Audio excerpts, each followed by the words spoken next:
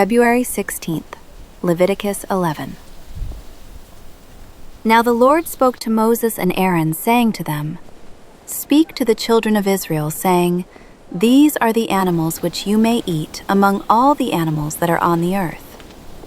Among the animals, whatever divides the hoof, having cloven hooves and chewing the cud, that you may eat. Nevertheless, these you shall not eat among those that chew the cud, or those that have cloven hooves. The camel, because it chews the cud, but does not have cloven hooves, is unclean to you. The rock hyrax, because it chews the cud, but does not have cloven hooves, is unclean to you.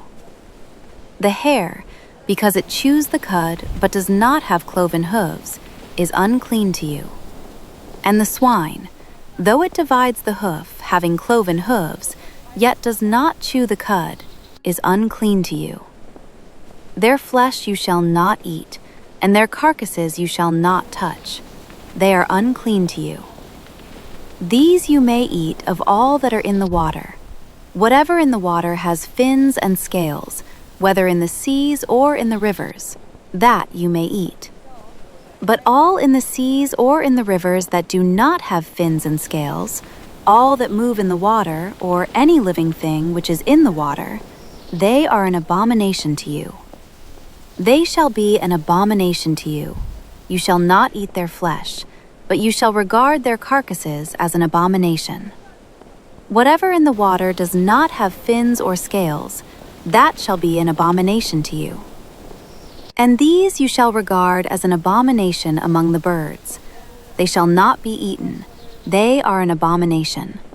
The eagle, the vulture, the buzzard, the kite, and the falcon after its kind, every raven after its kind, the ostrich, the short-eared owl, the seagull, and the hawk after its kind, the little owl, the fisher owl, and the screech owl, the white owl, the jackdaw, and the carrion vulture, the stork, the heron after its kind, the hoopoe, and the bat.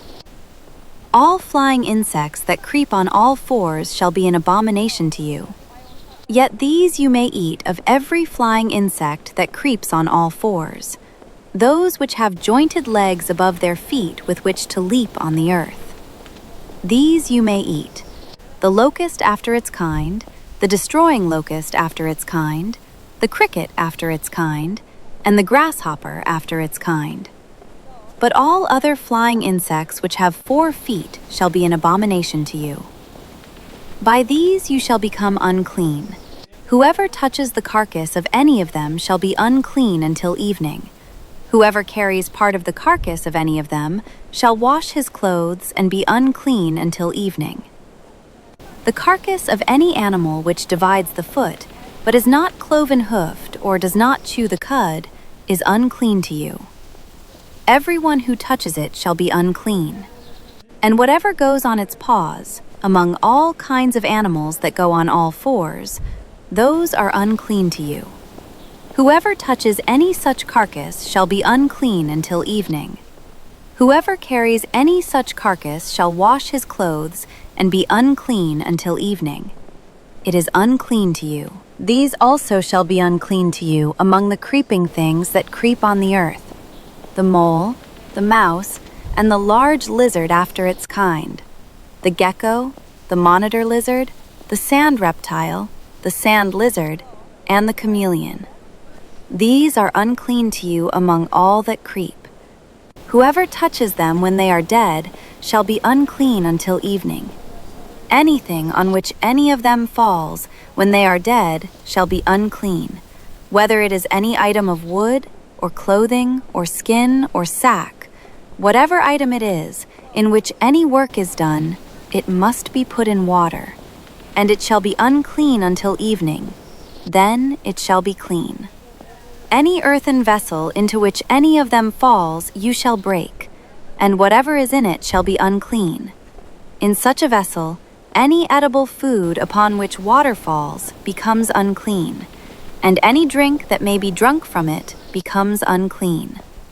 And everything on which a part of any such carcass falls shall be unclean. Whether it is an oven or cooking stove, it shall be broken down, for they are unclean, and shall be unclean to you. Nevertheless, a spring or a cistern, in which there is plenty of water, shall be clean. But whatever touches any such carcass becomes unclean. And if a part of any such carcass falls on any planting seed which is to be sown, it remains clean. But if water is put on the seed, and if a part of any such carcass falls on it, it becomes unclean to you. And if any animal which you may eat dies, he who touches its carcass shall be unclean until evening. He who eats of its carcass shall wash his clothes and be unclean until evening. He also who carries its carcass shall wash his clothes and be unclean until evening. And every creeping thing that creeps on the earth shall be an abomination. It shall not be eaten. Whatever crawls on its belly, whatever goes on all fours, or whatever has many feet among all creeping things that creep on the earth, these you shall not eat, for they are an abomination. You shall not make yourselves abominable with any creeping thing that creeps, nor shall you make yourselves unclean with them, lest you be defiled by them. For I am the Lord your God. You shall therefore consecrate yourselves, and you shall be holy, for I am holy. Neither shall you defile yourselves with any creeping thing that creeps on the earth. For I am the Lord who brings you up out of the land of Egypt, to be your God. You shall therefore be holy, for I am holy. This is the law of the animals and the birds and every living creature that moves in the waters, and of every creature that creeps on the earth, to distinguish between the unclean and the clean, and between the animal that may be eaten and the animal that may not be eaten. Leviticus 12.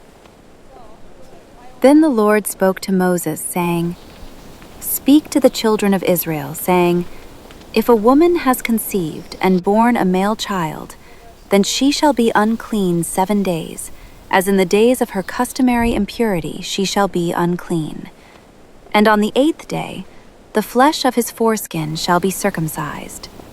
She shall then continue in the blood of her purification 33 days. She shall not touch any hallowed thing, nor come into the sanctuary until the days of her purification are fulfilled.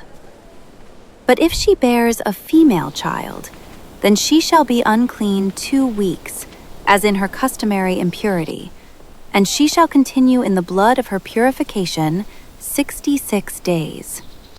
When the days of her purification are fulfilled, whether for a son or a daughter, she shall bring to the priest a lamb of the first year as a burnt offering, and a young pigeon or a turtle dove as a sin offering, to the door of the tabernacle of meeting.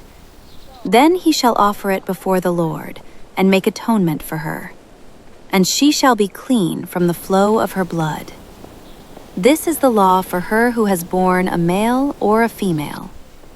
And if she is not able to bring a lamb, then she may bring 2 turtle doves or 2 young pigeons, one as a burnt offering, and the other as a sin offering. So the priest shall make atonement for her, and she will be clean. Leviticus 13. And the Lord spoke to Moses and Aaron, saying, When a man has on the skin of his body a swelling, a scab, or a bright spot, and it becomes on the skin of his body like a leprous sore, then he shall be brought to Aaron the priest, or to one of his sons the priests. The priest shall examine the sore on the skin of the body, and if the hair on the sore has turned white, and the sore appears to be deeper than the skin of his body, it is a leprous sore. Then the priest shall examine him, and pronounce him unclean. But if the bright spot is white on the skin of his body, and does not appear to be deeper than the skin, and its hair has not turned white, then the priest shall isolate the one who has the sore 7 days. And the priest shall examine him on the 7th day. And indeed, if the sore appears to be as it was, and the sore has not spread on the skin, then the priest shall isolate him another 7 days. Then the priest shall examine him again on the 7th day. And indeed, if the sore has faded, and the sore has not spread on the skin, then the priest shall pronounce him clean. It is only a scab, and he shall wash his clothes and be clean. But if the scab should at all spread over the skin, after he has been seen by the priest for his cleansing, he shall be seen by the priest again. And if the priest sees that the scab has indeed spread on the skin, then the priest shall pronounce him unclean. It is leprosy. When the leprous sore is on a person, then he shall be brought to the priest, and the priest shall examine him.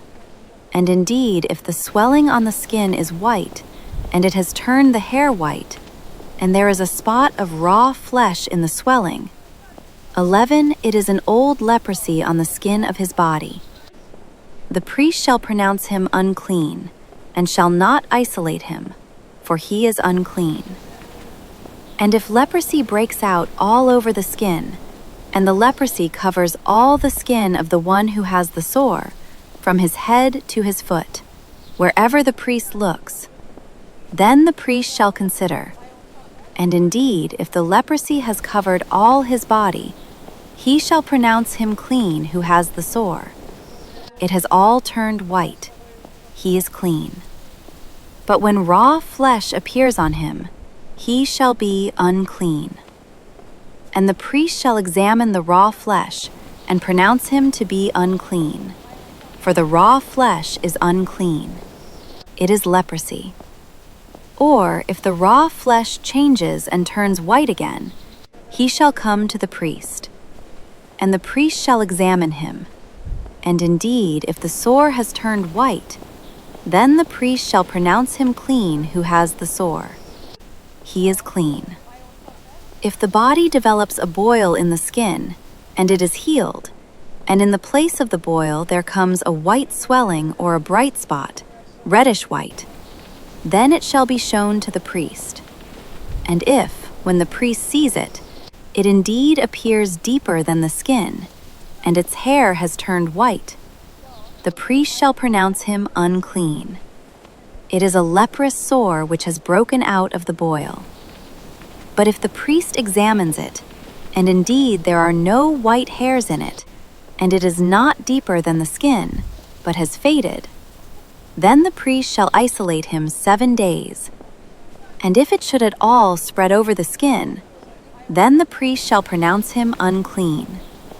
It is a leprous sore.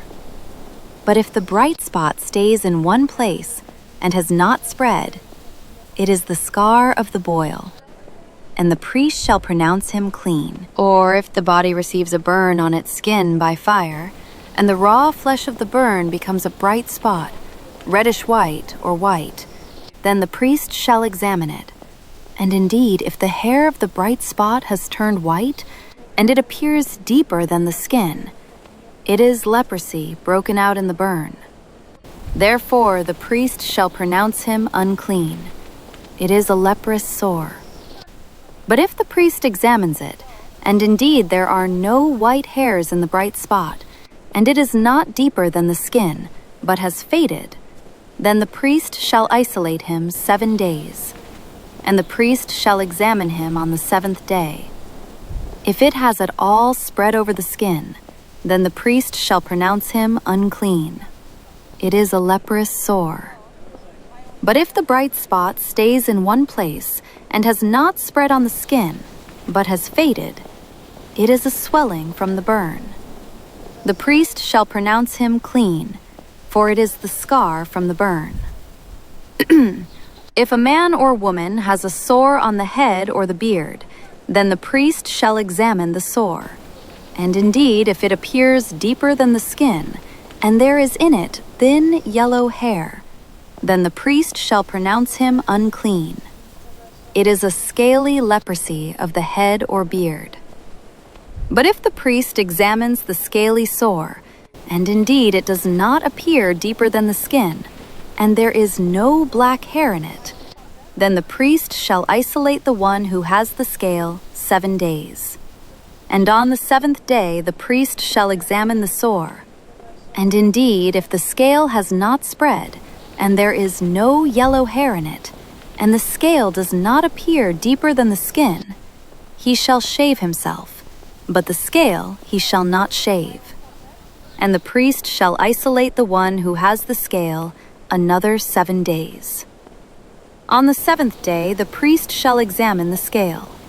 And indeed, if the scale has not spread over the skin, and does not appear deeper than the skin, then the priest shall pronounce him clean.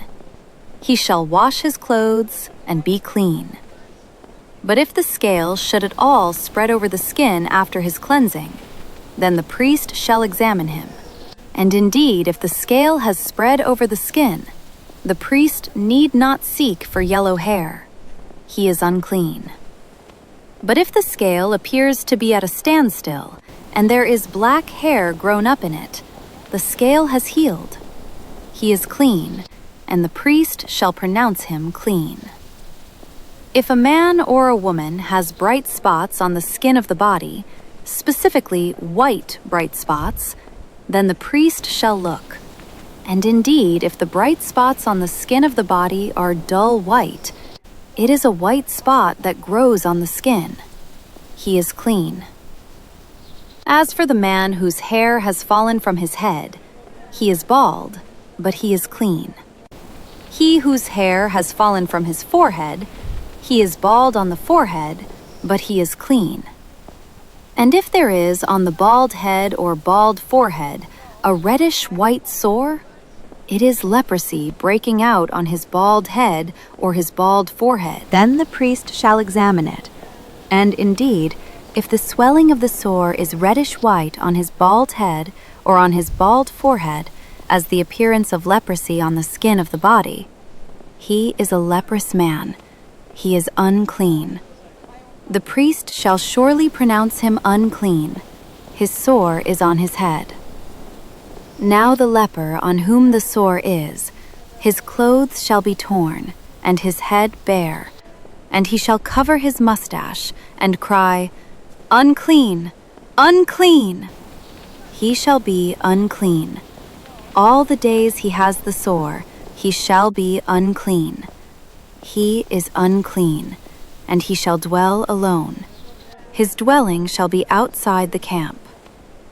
Also, if a garment has a leprous plague in it, whether it is a woolen garment or a linen garment, whether it is in the warp or woof of linen or wool, whether in leather or in anything made of leather, and if the plague is greenish or reddish in the garment or in the leather, whether in the warp or in the woof, or in anything made of leather, it is a leprous plague, and shall be shown to the priest. The priest shall examine the plague, and isolate that which has the plague 7 days. And he shall examine the plague on the 7th day. If the plague has spread in the garment, either in the warp or in the woof, in the leather or in anything made of leather, the plague is an active leprosy. It is unclean. He shall therefore burn that garment in which is the plague, whether warp or woof, in wool or in linen, or anything of leather, for it is an active leprosy. The garment shall be burned in the fire. But if the priest examines it, and indeed the plague has not spread in the garment, either in the warp or in the woof, or in anything made of leather, then the priest shall command that they wash the thing in which is the plague, and he shall isolate it another 7 days. Then the priest shall examine the plague after it has been washed, and indeed, if the plague has not changed its color, though the plague has not spread, it is unclean, and you shall burn it in the fire. It continues eating away, whether the damage is outside or inside. If the priest examines it, and indeed the plague has faded after washing it, then he shall tear it out of the garment, whether out of the warp or out of the woof, or out of the leather. But if it appears again in the garment, either in the warp or in the woof, or in anything made of leather, it is a spreading plague. You shall burn with fire that in which is the plague. And if you wash the garment, either warp or woof, or whatever is made of leather, if the plague has disappeared from it, then it shall be washed a second time, and shall be clean. This is the law of the leprous plague in a garment of wool or linen, either in the warp or woof, or in anything made of leather, to pronounce it clean or to pronounce it unclean.